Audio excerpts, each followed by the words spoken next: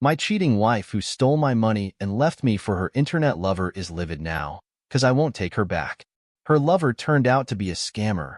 Karma hit hard. I found out my wife has been sending several $100 payments out to someone a couple of times a week. I don't have any information about this person and am worried that it might be an affair. I don't know what it could be since she doesn't usually like expensive things. We've been having a rough patch over a fundamental disagreement that we have for kind of a while. It all started 2 years ago when my older brother passed from lung cancer. My mom has always been very insistent to us that she wanted grandchildren, so my brother and I have always kind of had that in our minds.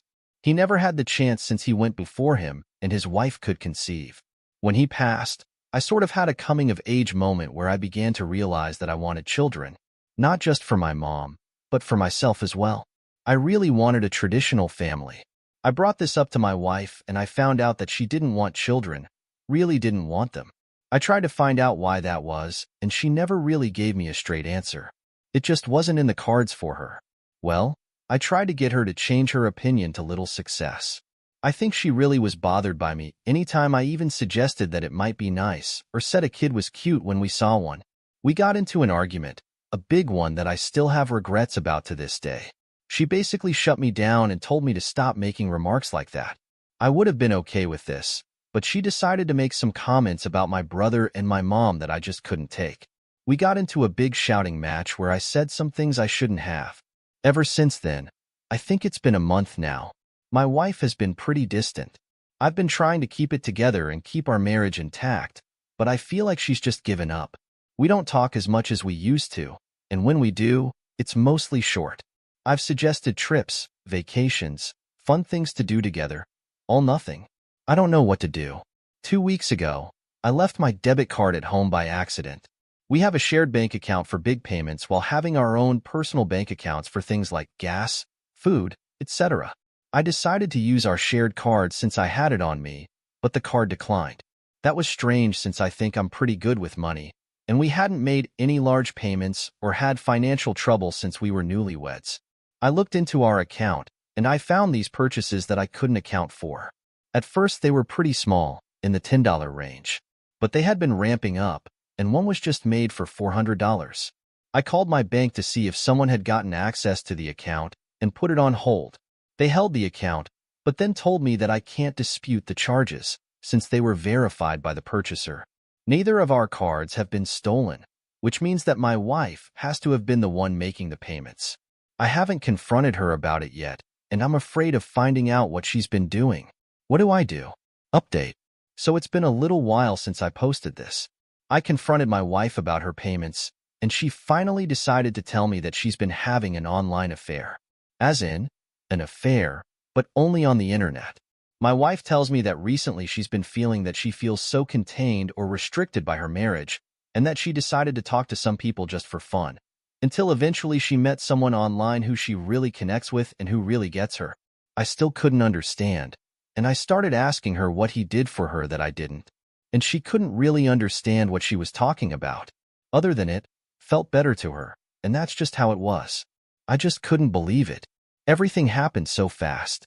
I have no idea how things could change from us being a happy couple to her having an affair in such a short amount of time. When I asked her why she was sending him money, she began this very elaborate and convoluted story about what he was going through. The short version was that he was in a bad relationship as well, and that his wife had been mostly taking control of his finances. At first, it was small things like a little help with gas or food, but now it has spun completely out of control. The most recent thing is that he needed money to hire a divorce lawyer, and once that gets financed, he would be able to leave her and that they would be able to be together. When I started to piece things together, I started asking simple questions and started poking holes in the story she gave me. I think when I started asking some things, why he needed money from her in particular, why he just happened to find her and be perfect for her, why he didn't just leave his wife earlier, some of the facade started falling away from her. She couldn't answer a lot of the things I was asking, and I could feel her getting frustrated by me questioning her. I asked her if she really felt our relationship was so bad, and she told me yes. I asked her if she was really in love with someone she had never met, and she started giving me a speech about true love. The answer was yes, so we ended it, just like that. I told her I would get some paperwork to her, and that we would start separating as soon as we're able. She's been planning to just up and leave to another state as soon as he gives the okay anyway.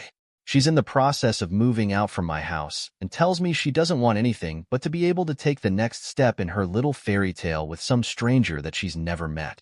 Just like that, 7 years down the drain. Last update. The whole fairy tale thing went about as well as you could expect. I got a call from my ex-wife yesterday who was begging me for help and told me that if there was any love for her left in my heart, I would help her. As it turns out, the man whom my wife was sending money to did not exist.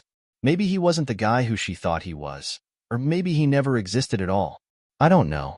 Now she's stranded far from home and has no money or place to stay. She begs me to take her back and to get a flight or at least a hotel for her so she's not sleeping in a car that night.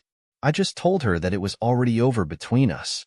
She decided that the best thing for her was not to start a family and have children, but to run off with a stranger on the internet and live happily ever after, because she wanted to live in some shitty romance book instead of real life. I'm not taking her back. She already told me that she was willing to ruin our relationship. I told her no and reminded her about the money she owed me before hanging up. Next cheating story.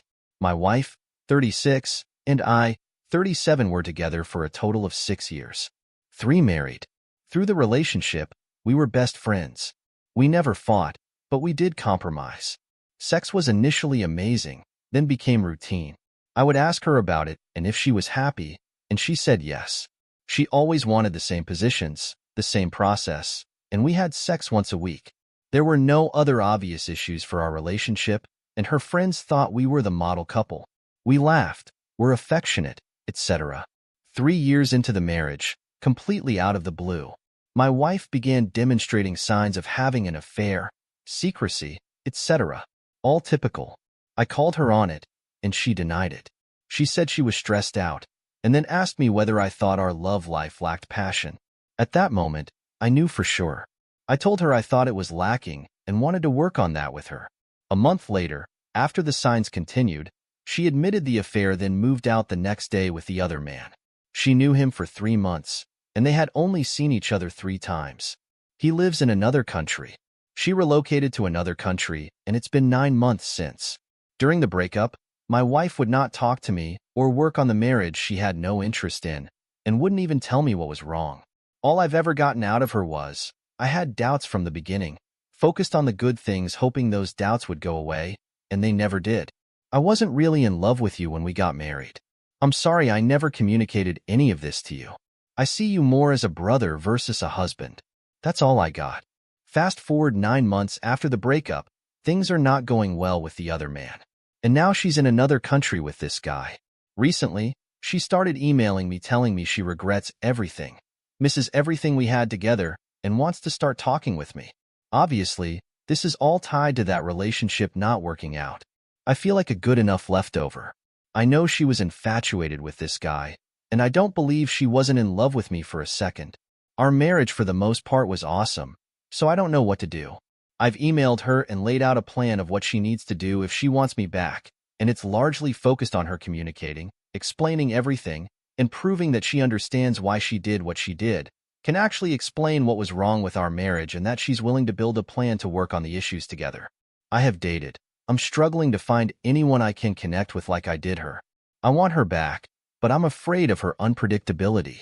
When she left me, I did nothing wrong and she just turned on me like she wasn't even the same person. We had never had issues before, and it was devastating. I went through severe depression after the breakup, and I'm at least on my 2 feet now. I miss her dearly, but I don't know if I can truly trust her again. Am I making a mistake here? I could use some advice from people outside this situation. Alright. Gosh, dude. You know the answer to this dilemma in your gut. She got rejected by her first choice, and now she wants you back and is trying to sweet-talk you. If you get back together, note that you'll always be her second choice.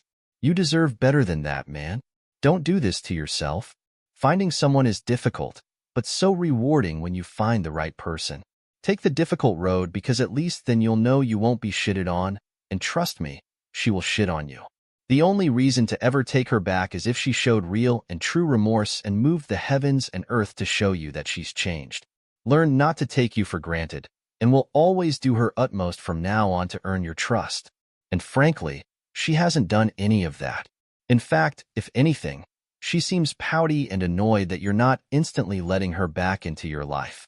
Like she's entitled to come back after a few sad emails. She isn't showing real remorse for her cruelty and betrayal. She's showing buyer's regret, now that her foreign lover boy turned out to be a big disappointment. There's no way you could ever trust her again, and honestly, it's all on her at this point. Good luck moving on in the future, my friend. You'll spend the rest of your life with her wondering when she'll stab you in the back next, wondering if she's met yet another man she'll run off with, wondering if she'll hurt you horribly yet again.